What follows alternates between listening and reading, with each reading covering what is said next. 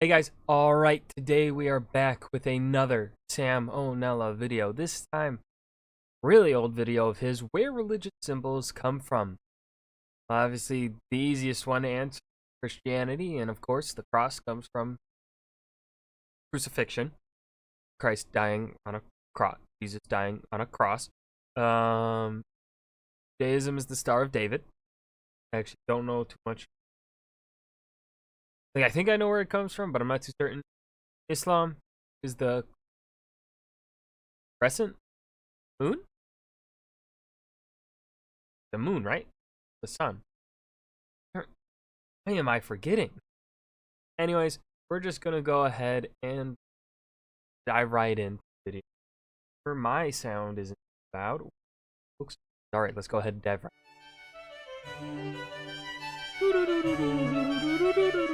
Okay, it's such a interesting soundtrack. Hey kids, it's That Happened Hi, Sam. Thursday. So today I'll discuss where different religious symbols come. Probably earned myself a place in every version of hell with how shit these drawings are. Okay, yin and yang, not too bad. Buddhism, not too bad for. I'm assuming he's a white American, so basic white American dude. That doesn't look too bad. Star of David could be better. Crescent moon star. The crescent moon could be better. The cross. That's fucking. It's really bad. That's really off.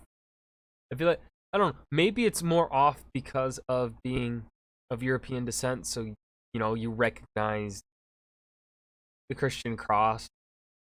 You're more familiar with it, even though I wasn't raised religious. And I'm not religious. I don't know. It's just this one stands out the most to me, being the most off. Anyways, back to the video. Come from. First up is Christianity. As most of you know, Jesus of Nazareth was crucified despite being supposedly sinless, so the cross is representative of his martyrdom. Personally, I always thought choosing the cross of all things to signify the whole religion was at least a little silly. Right, my prophet, he was a great dude, spread peace and love all along the land, performed many bountiful miracles, and then right at the end, he fell face first into a fucking bear trap and died. So that's our symbol, whole religion bear trap. That's a fucking fair point, and it's something I've thought about too. Why the hell are you like memorializing the cross when it's the thing that killed him? Like, I understand his death is supposed to symbolize he's dying for people's sins. However, you're still using the symbol of the thing that killed him, and that's still a little weird. That just means, well, obviously Sam O'Nella agrees with me. Who else agrees with me? Peace, love, compassion, and bear trap. Next up is the Jewish Star of David. It's been used now and then since the 11th century, but it only really got popular around the 1800s. Jewish? A Jewish, okay, yeah, sure. There's no real special meaning behind it. They really just took a random symbol that was kind of around called the hexagram and made it their own. Bro, check out my new religious symbol. Oh, I'm pretty sure you didn't come up with that. Pretty sure that's a thing elementary schoolers do in their... God, I remember drawing so many of those, and then can't remember when I started, but I remember specifically 5th grade drawing a fucking lot of them. I had a lot of those on my pieces of paper and shit. I just, you have your free time in class. I would just get bored and do that. I don't know why. I wasn't good at drawing anything else, really. I've never been good at drawing, so yeah. Notebook when they're bored. Nah, man, not once it gets popular. Then everybody will think of my religion when they see it. Whatever floats your boat. Jimmy, what is this in your notebook? Oh, it's just a little doodle. Jimmy, listen to me. We are Catholics. Now get over here and erase this blasphemy. But Mom, Now! Next is Islam. So, the star and crescent actually used to represent the Ottoman Empire, which ruled over most of the Islamic world during the 1800s. Yeah, I guess they did in the 1800s. Yeah. I personally would have said they ruled it from really late 1400s, because obviously in 1453 they ruled Anatolia and Greece. They didn't really rule much of the middle at that point, but obviously late 1400s started changing and they started expanding even more and more. And then into the 1800s, yeah, they definitely. That's just me being nitpicky. However, the empire dissolved after World War I, and its symbol was later adopted to represent Islam as a whole around the 1970s. That's really interesting, and I've never heard of that.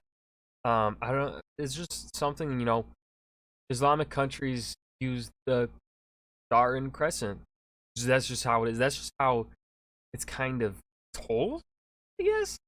You're not really told the origin of the symbol. I mean, you're obviously told the origin of cross. And obviously, I think most people understand yin and yang and what it's supposed to symbolize. But the star and crescent, yeah, good to know. Hey Rob, guess what? I'm starting a new baseball team. Isn't that the Chicago Cubs logo? Oh please, they're barely even a team. When's the last time they Hold on. Was this video made before they won in 2016? did anything? Nobody's using this symbol because nobody wants to buy their merchandise. Perfectly good logo. I'm taking it for my team. Was this made before 2016? I don't know. I didn't check the date of the release. That is fucking funny. Couldn't that lead to a bit of confusion? Only because they'll see a guy in a Cubs jersey who can actually catch a pop fly. Next up is Taoism. Alright, so the yin-yang, or as they call it, the Taijitu, actually applies to a lot of Asian religions. Just the Taoists use it as their primary symbol today. It originated in China, dating back to the 11th century AD. Although it's had a lot of different looks over the years, it's always You know what? That 16th century one, that's pretty sleek. I mean, it obviously doesn't convey. I don't think it conveys the same message as the present one and the 1370 one, but it's still pretty sleek. represented the same idea of balance between contrasting forces in the world. Okay, Carl, balance of good and evil. Let's see your design. Not bad, not bad. Alright, what about you, Steve? What the hell is that? Oh, well, you said balance between good and bad in the world, so I drew a grilled cheese sandwich shaking hands with a razor blade covered dildo. What? Okay. What the fuck? I wasn't sure what that was, but that's not what I was gonna say it was. What the fuck, Salmonella? Okay, all other questions aside, why is a grilled cheese the best thing you could think of? Have you ever had a grilled Hold on, you're questioning the grilled cheese, but you're not questioning the fucking razor blade covered dildo. What? cheese? Like a real one with butter just smeared all over it, crust nice and crispy, sprinkle some onions in there. Get out. Okay. So you know how Get out. Okay. when people are meditating I in love movies, they do that obnoxious home thing? Well, apparently, home is actually the name of the pop. They do that onions in there home thing. Well, apparently, home is actually the Again. Hold on, I've got a fucking mosquito or something. Did I get it? Didn't get it. Here, fuck. home thing. Home. Well, apparently, home is actually the name of the popular Hindu symbol, and repeating its name aloud is said to be a sacred incantation, which is why it's said during things like rituals or yoga. The actual meaning behind Soul, universal self, life energy. The Mick Rib is back! Yes! Cosmic infinity knowledge. Wipe with your left hand so you can eat with your right. Well, I'm left-handed, so I'll do the reverse. Insert prayer. the symbol is said to represent a load of different things depending on who you ask or when. Basically, whatever your purpose is, it's a one-size-fits-all prayer. Bless us, O Lord, and these thy gifts, which we are about to receive from thy bounty. This is taking forever. No, you know what? I'm gonna make my own religion, yeah. And our prayers, one syllable long. We're just gonna go, "Ood," whenever we feel like praying. That's it. Dinner table, "Ood." But how will you get any meaning out of that? It's my own word. I can give it whatever meaning I want. So I'll just give it all the meanings. Fair. It'll mean the soul. It'll mean the universe. It'll mean I don't have to recite any more long-winded bullshit. Anyway, pass the corn. So unfortunately, that's all we have time for today. At some point I'll do a second video covering some of the more obscure religious symbols. But until tomorrow, I'm Salmonella, and thank you for watching. Thank you for giving me the video, Salmonella.